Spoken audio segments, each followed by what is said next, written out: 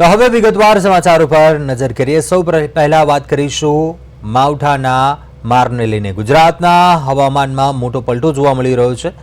Western disturbance સક્રિય થતા રાજ્યના અનેક વિસ્તારોમાં કમોસમી વરસાદની શક્યતા વ્યક્ત કરાઈ છે અને હવામાન વિભાગના જણાવ્યા પ્રમાણે હાલ વેસ્ટર્ન ડિસ્ટર્બન્સ સક્રિય બનતા ઉત્તર અને મધ્ય ગુજરાતના વાતાવરણમાં ફેરફાર જોવા મળી રહ્યો છે કે જેના પ્રભાવથી સાબરકાંઠા, અરવલ્લી, મહીસાગર અને દાહોદ જિલ્લામાં વાદળછાયા આકાશ સાથે હળવેથી મધ્યમ વરસાદ વરસી શકે છે તો કેટલાક વિસ્તારોમાં ગાજવીજ અને પવન સાથે છૂટોછવાયો વરસાદ પણ પડી શકે છે। ખાસ કરીને ગીર સોમનાથ, અમરેલી, ભાવનગર તેમજ દીવ વિસ્તારમાં સામાન્ય વરસાદની આગાહી કરાઈ છે।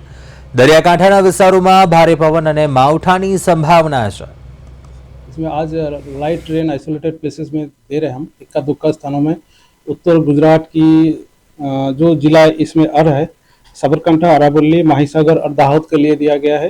और जो सौराष्ट्र कच्छ में गिर सोमनाथ, अमरेली, दीव और भावनगर के लिए दिया गया है। उसके आगे मौसम आमतौर पर शुष्क रहने का पूर्वानुमान दिया गया है।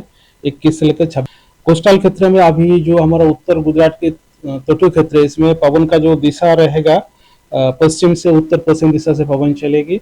और जो दक्षिण गुजरात की जो तटीय क्षेत्र है उत्तर से उत्तर पश्चिम दिशा से पवन चलेगी। इसका जो स्पीड रहेगा 15 से 20 नॉट रहेगा। दक्षिण गुजरात के जो तटीय क्षेत्र है इसमें इक्का दुक्का स्थानों में बारिश का भी संभावना रहेगा।